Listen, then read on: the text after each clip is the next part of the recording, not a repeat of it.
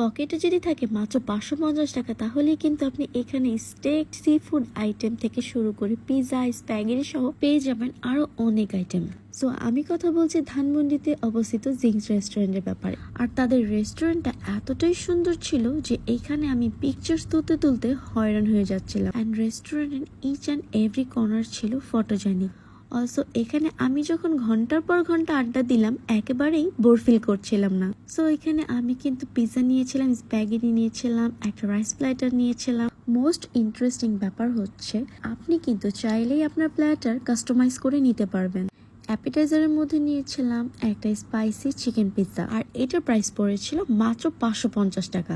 Barbecue chicken platter, যেটা আমি নিজের মতো কাস্টমাইজ করে নিয়েছি। এখানে আমি একটা সুইট পটেটো অ্যাড করেছিলাম, আর সুইট পটেটো দিয়ে এই রাইস প্ল্যাটারটা খেতে কিন্তু অসাধারণ মজার ছিল। অ্যান্ড আমার কাছে সব থেকে মজা লেগেছিল তাদের এই প্যান ফ্রাই ডোরি ফিশ।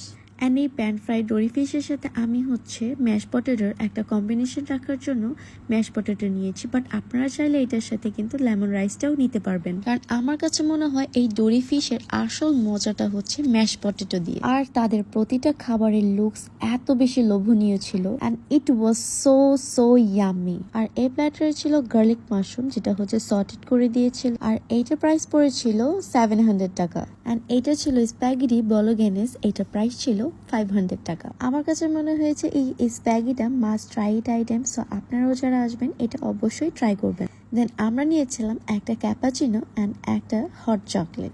সো আজকের ভিডিওটি ছিল এই পর্যন্তই। আল্লাহ হাফেজ।